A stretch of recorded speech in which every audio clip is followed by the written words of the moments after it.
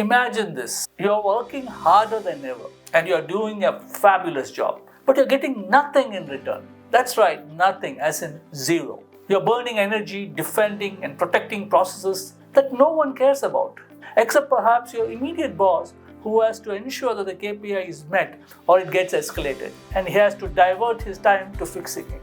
Usually that would mean calling you and telling you why he expects you to ensure there are no escalations. The unfortunate thing is that this is not only costing you energy, but also your future. If you are wondering, what am I talking about? It is what I call the diversion trap in my book, The Relevance Trap. A book about why professionals find their growth stagnating and what they can do about it. Every company has them. Processes that everyone knows are, well, for want of a better term, useless. No one cares about them, except that you are expected to defend them.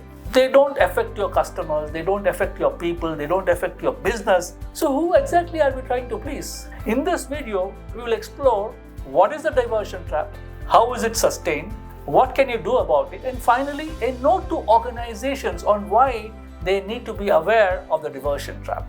Let's start. What is a diversion trap? You didn't design the process. You may have inherited only recently. You may have privately questioned it many times, but you dare not question it in public.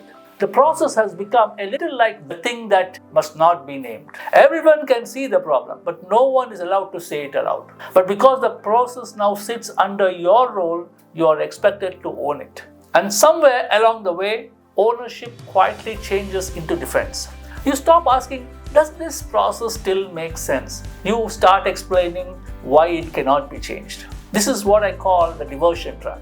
And it is an important idea from my book, The Relevance Trap. It begins with a process that no one really cares about, but which strangely must be defended at all costs. And whenever that process begins to fail, you are the person the organization calls to keep it running. Not because the process matters, not because it creates any real value, but because you are reliable and you know how to stop it from breaking. At first, this feels like recognition. The organization trusts you, people depend on you, you're the person who gets things done. But look closely at what is happening. Your time, your judgment, capability are being diverted not towards work that builds the future, but towards keeping alive something that perhaps should have been allowed to die. That is the diversion trap. These processes usually originate somewhere near the top, often in rooms far removed from the realities on the ground. The decision may take only a few minutes to make, but enormous time and energy are then consumed by managers further down the organizations to interpret it, to implement it, to monitor it, and to defend it. The question is particularly important as it impacts you in ways you never thought about. So stay with me because what comes next is important. This is a dangerous game. It impacts your career growth. It impacts your peace of mind and serves no one. It can also become a convenient way for organizations to keep you contained. So how is it sustained? The one-word answer is ownership. We are told that good professionals take ownership. Don't complain, don't blame the system. Find a way to make it work. And normally, that is excellent advice. But ownership can also become a weapon, because once the process is assigned to you, questioning the process begins to look like avoiding responsibility.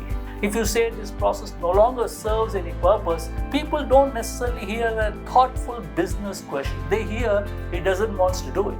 If you point out that the process is consuming time without producing value, they may not examine the process, they may examine your attitude.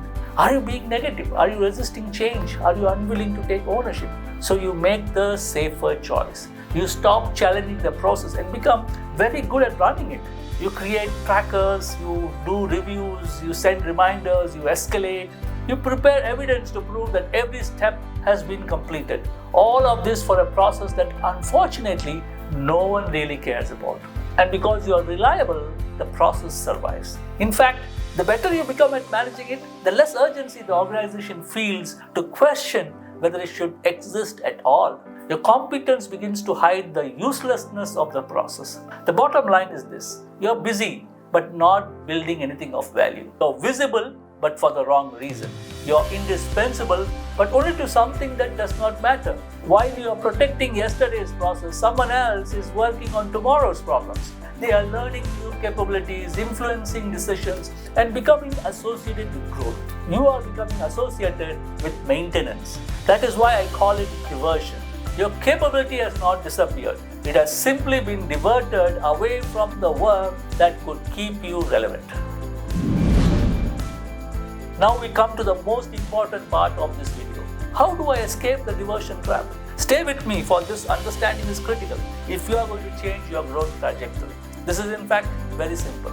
It is a wonder why no one asks these questions. What happens if we stop doing it for 30 days? You may be surprised by how little impact it has on the stakeholders who genuinely matter. The defenders of the process, however, will continue to escalate as if the world itself has exploded. But step back and ask, has any customer complained? Has any legal requirements been breached? Has the business lost money? Has it created any genuine risk to your operation, system, safety, or security? If the answer is no, then what exactly is the emergency? A process deviation is not automatically a business failure. Yet organizations frequently confuse internally set KPIs that no one wants with external customer-facing KPIs that customer actually need.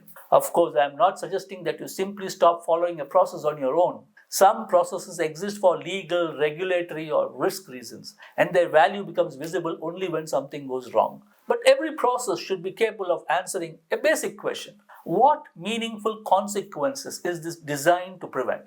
If no one can answer that, and the only justification is this is how we have been always doing it, then perhaps the process does not need another defender. It needs a proper challenger. Taking ownership is a professional strength, but taking ownership does not mean suspending your judgment, because every hour you spend protecting work that no longer matters is an hour diverted from work that could build your future. Don't allow your reliability to keep a useless process alive. And finally, a note to organizations. You cannot ask people to take ownership and then punish them when they question whether the work has any value. Organizations themselves must create the space for people to challenge processes without that challenge being interpreted as resistance, negativity, or a lack of commitment. Every organization should periodically ask, which processes are consuming disproportionate time? What are we doing them for? What genuine risk or consequence do they prevent? And if we stop doing them, who would actually notice? More importantly, leaders must look at where their most reliable people are spending their time. Are they solving tomorrow's problem, or are they repeatedly being called upon to prevent yesterday's processes from collapsing? Because when capable people spend their time protecting work that no longer matters, the organization is not merely wasting time, it is wasting capability.